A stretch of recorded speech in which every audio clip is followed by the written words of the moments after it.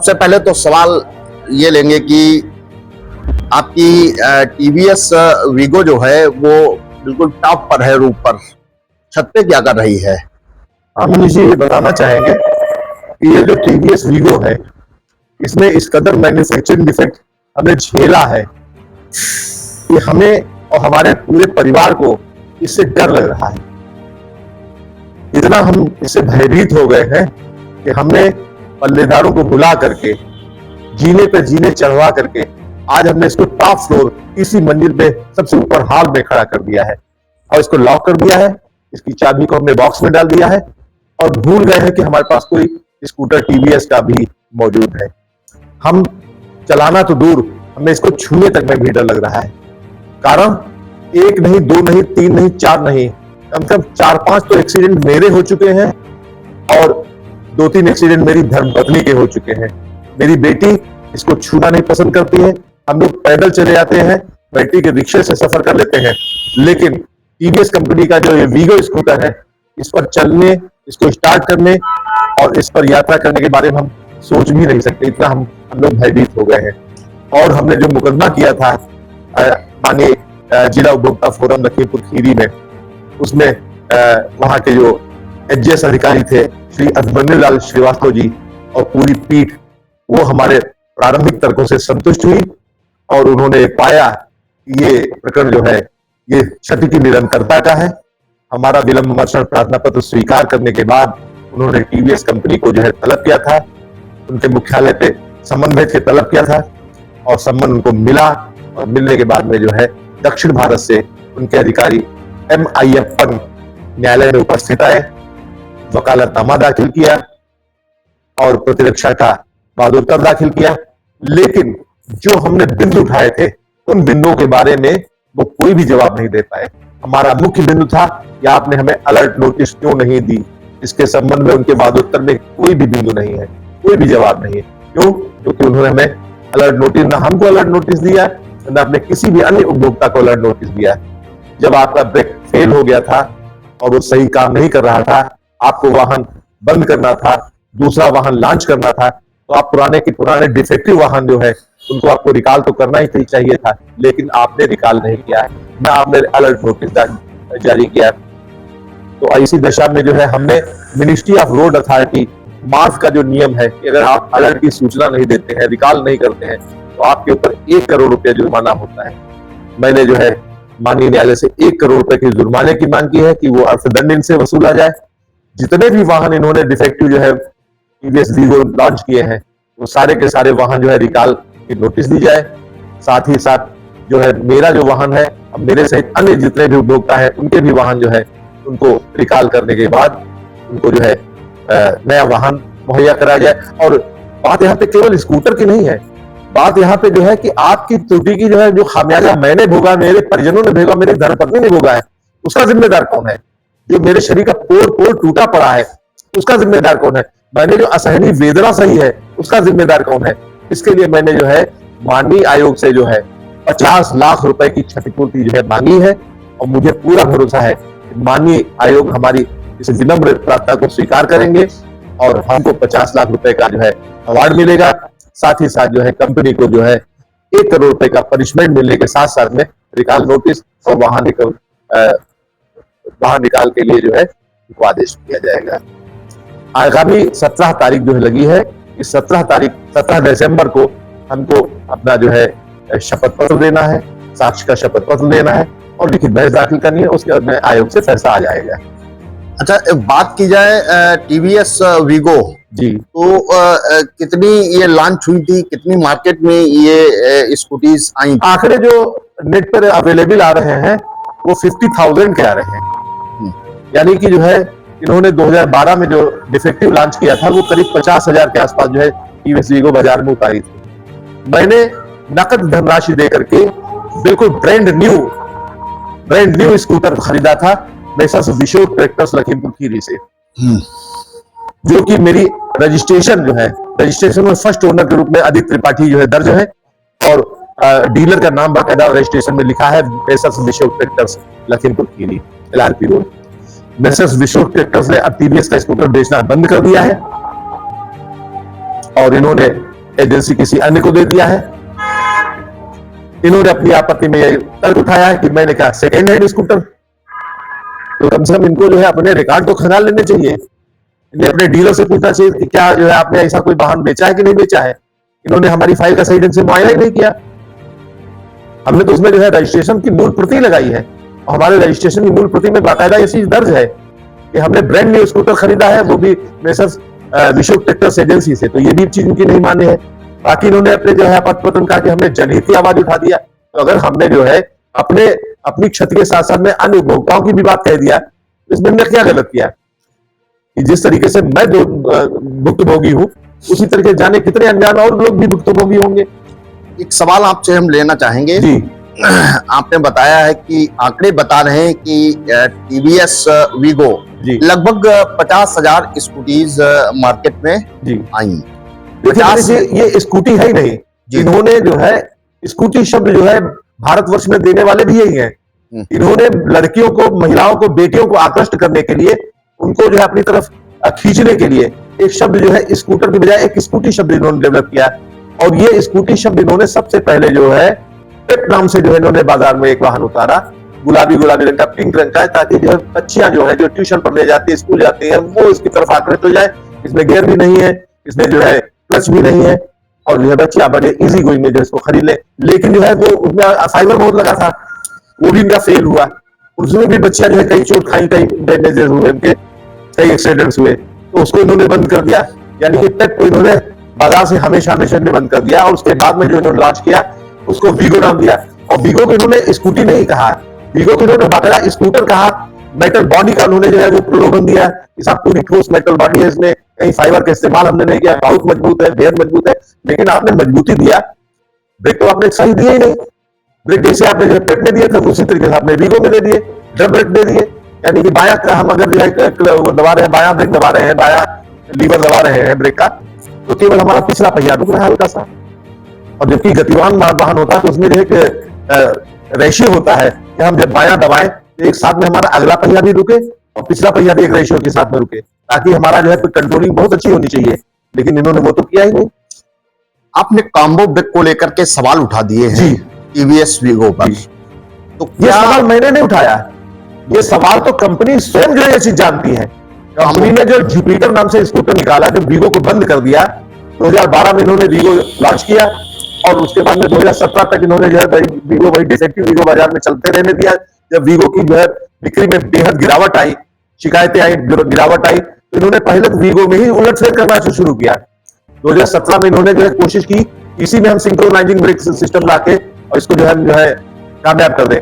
लेकिन चूंकि वीगो नाम इतना बदनाम हो चुका था, इनके लाख चाहने के बावजूद भी वीगो नाम का स्कूटर जो है किसी ने तवज्जो नहीं दिया, खरीदना बंद कर दिया लोगों ने। तब इन्होंने जो है उसको जो है हमेशा के लिए बंद कर दिया, और बंद करने के बाद जुपिटर नाम से इन्होंने जो है स्कूटर लॉन्च किया, उसमें सिंक्रोनाइजिंग ब्रेकिंग सिस्टम दिया, और उसको यहाँ सदी के महानायक जो है माननीय अमिताभ बच्चन को 1 साल के लिए हायर करके उनको जो है जो भी करोड़ों का कॉन्ट्रैक्ट दिया हो, और उनसे जो है प्रचारित करवाया कि ये बहुत अच्छा है, बच्चों के लिए बहुत अच्छा है। और क्योंकि उसमें कॉम्बो ब्रेक उन्होंने दे दिया था, तो इसलिए जो है वो बाजार में थोड़ा बहुत चल गया। हम आपकी बात से सहमत हैं। मेरा कहने मतलब जो है आपका सवाल था कि जो है ये कैसे आप कह रहे हैं कि कॉम्बो ब्रेक और सिंक्रोनाइजिंग ब्रेक, हमारा सिंक्रोनाइजिंग ब्रेक की जरूरत तो इन्होंने खुद ही महसूस किया है। हमारा सवाल ये है, 50,000 जब स्कूटीज आई तो उसमें कितने मामले कंज्यूमर फोरम में पहुंचे आप जैसा? जहां तक मेरी जानकारी है, बाकी के सब लोगों ने जो है विड्रा कर लिया होगा, लोगों ने वाहन अपना कटवा दिया होगा, कबाड़ में स्क्रैप करवा दिया होगा। लेकिन जो है मैंने उस वाहन को सहेज के रखा था। मैंने उसको बार बार जो है मैंने मिस्त्रियों को भी दिखाया। मैंने ये तक कहने के लिए जो है कहा कि अगर इसमें सिंक्रोनाइजिंग ब्रेकिंग सिस्टम संभव हो तो इसमें आप लगा दीजिए, 10-20 हजार रुपए जो भी खर्चा होगा मैं खर्च करने के लिए तैयार हूं। लेकिन सारे मिस्त्रियों ने हाथ खड़े कर दिए कि चूंकि कंपनी ने मैन्युफैक्चरिंग डिफेक्ट दे रखा है, इसलिए मैं इसमें जो है मैं क्या कोई भी मिस्त्री इसमें जो है कॉम्बो ब्रेकिंग सिस्टम नहीं दे सकता है। और विदाउट कॉम्बो ब्रेकिंग सिस्टम चलाना इसको मौत के मुंह में जाने के लिए बराबर था। और मैं मरना नहीं चाहता था, ना ही मैं चाहता था कि मेरी बेटी को चोट लगे, ना ही मैं चाहता मेरी धर्मपत्नी को चोट लगे, क्योंकि जितनी चोटें हमको लग चुकी थी उतनी चोटें ही हमारे लिए जो है इतनी है कि मैं जीवन भर उन चोटों से उभर नहीं पाऊंगा।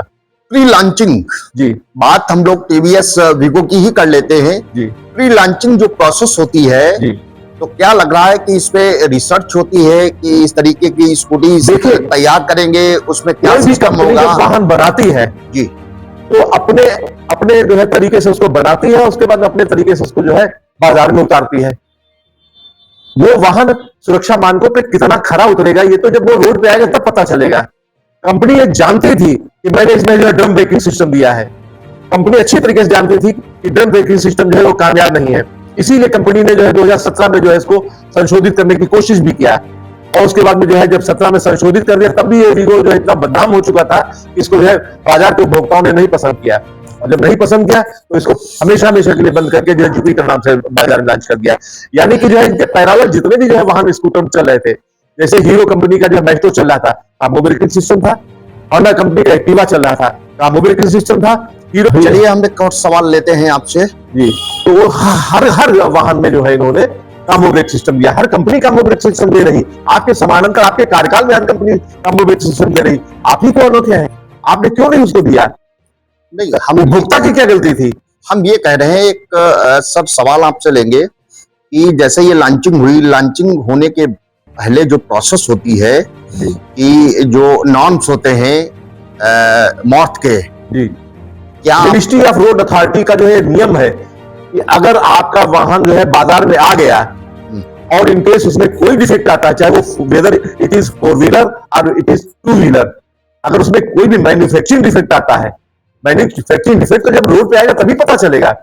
अगर मैन्युफैक्चरिंग डिफेक्ट आया तो आप सबसे पहला काम करेंगे कि आप अलर्ट नोटिस जारी करेंगे, जितने भी उपभोक्ताओं को आपने जो वाहन बेचे हैं सारे के सारे उपभोक्ताओं को आप अलर्ट नोटिस जारी करेंगे, और उसको अलर्ट करने के बाद उनको सबको रिकॉल करेंगे, अपने पास वापस मंगाएंगे, जिस स्थिति में है उस स्थिति में आप वापस मंगाएंगे, और वापस मंगाने के बाद में उनको आप नया वाहन देंगे। अगर आपने इसमें जो है लोप किया है तो आप 1 करोड़ रुपए के जो है अर्थदंड के भागीदार होंगे।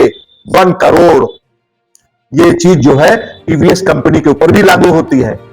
अगर उन्होंने ऐसा नहीं किया, क्योंकि उनका जो वादोत्तर आया है उसमें उन्होंने इस चीज के बारे में कोई भी जवाब नहीं दिया है। क्यों नहीं जवाब दिया? क्योंकि उन्होंने ऐसा किया ही नहीं था। क्या डिफेक्शन के बाद कोई अलर्ट नोटिस वगैरह जारी की गई?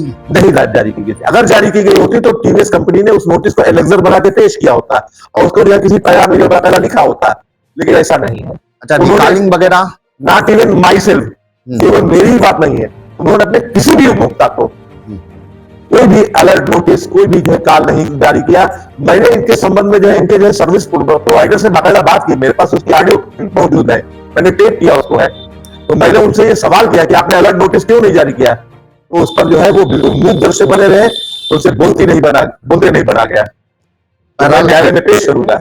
अदिति बनाम टीवीएस जी कंपनी जो है वो इस वक्त उपभोक्ता फोरम के द्वारा समन कर लिया गया है जी। आप वादी हैं जी। और टीवीएस वादी मेरी बेटी है, मैं उनका लीडर हूँ जी। और चूंकि मैं भुक्तभोगी भी हूँ, मैं इस पक्ष को बेहतर तरीके से न्यायालय में रखता हूँ। लीडर से समझा जाए कि आप जनहित की भी आवाज उठाने साथी में? जनहित की आवाज उठाना क्या कोई गुनाह है? जो टीवीएस कंपनी ने अपने जो है वादोत्तर में लिखा है, तो क्या जनहित की आवाज उठाना? अगर मेरे समकक्ष कोई दूसरा भी व्यक्ति भी जो परेशान है, अगर मैं ठोकर खा के गिरा हूं और कोई भी दूसरा भी गिरने वाला है और मैं इसको सहारा दे रहा हूं, इसमें गलत क्या है? अगर मेरी जो है आवाज उठाने से किसी का जीवन बच जाता है, इसमें क्या गलत है? कहीं आप माननीय पीएन भगवती जो भारत के जो सर्वोच्च न्यायालय के चीफ जस्टिस थे, सर्वप्रथम उन्होंने ही ये बात कही है कि न्याय का मतलब यह है कि समाज के हर निचले स्तर तक जो है अगर वो न्याय नहीं पहुंचता तो इसका मतलब न्याय मिला ही नहीं। कहीं आप पुत्री मोह में कंपनी को डिफेम तो मैं स्वयं भुक्तभोगी हूँ। मेरे शरीर का पोर टूटा है, मेरे 4 दांत निकली लगे हैं, मेरे शरीर माथे पे गड्ढा हुआ है, मेरे जो है चेहरे पे जो है जाने कितने टाके लगे हैं, मेरी जो है पसलियों की हड्डी जो है आगे जो है निकल के आई है उभर के, मेरे गुर्दे सब टूटे पड़े हैं। क्या लग रहा है कंपनी जो है इतना बड़ा एम्पायरिज्म है जी, एक आप एडवोकेट हैं जी, और इस वक्त अदिति त्रिपाठी के लिए आप प्लीडिंग कर रहे हैं, कंपनी सरेंडर कर देगी क्या? मेरा ये निवेदन न्यायालय से है, मैं किसी को कंपेल नहीं कर सकता हूं, मैं उपभोक्ता हूं, लेकिन मैं आपके चैनल के माध्यम से कहना चाहूंगा कि आखिर मेरी गलती क्या थी। मेरी बेटी ने पेट, जैसे कोई छोटी बच्ची होती है उनका आकर्षण, ये लोग विज्ञापन जारी करते हैं तो बच्चियां जो है उन विज्ञापनों पर आकृष्ट हो जाती हैं। उस समय इनकी जो है स्कूटी बाजार में पेप लगी थी, सबसे पहले इन्होंने पेप नाम से लॉन्च किया था, तो बच्चों को लगा कि हल्की फुल्की है और इजी है, इजी चलाने में है, तो मेरी बेटी घर से निकली थी तो पेप के नाम से निकली थी, पापा चलेंगे वहां पेप खरीद लेंगे चल के विशोक ट्रैक्टर्स में। लखीमपुर तक हम लोग पहुंचे और वहां पे मालूम हुआ कि पेप इन्होंने बंद कर दी, उसकी जगह पे वीगो निकाल दिया। उसको थोड़ी वीगो भी भारी लगी, लेकिन जो है इनको इनके जो एजेंट्स वहां पे थे, जो शोरूम में जो है लड़कियां ये रखते हैं, इंगेज करते हैं, उन्होंने ठोक बजा के बता दिया कि जो है बहुत अच्छी है, बहुत अच्छी है, और जो है आप ले जाइए इसको, बड़ी सुरक्षित है, मेटल बॉडी है। तो आखिर मेरी गलती क्या थी? मैंने वहां पे 50,000 रुपए, जिस समय जो है सोना जो है मात्र 20,000 के समथिंग था, उस समय मैंने 50,000 की गड्डी देकर के इसको खरीदा है।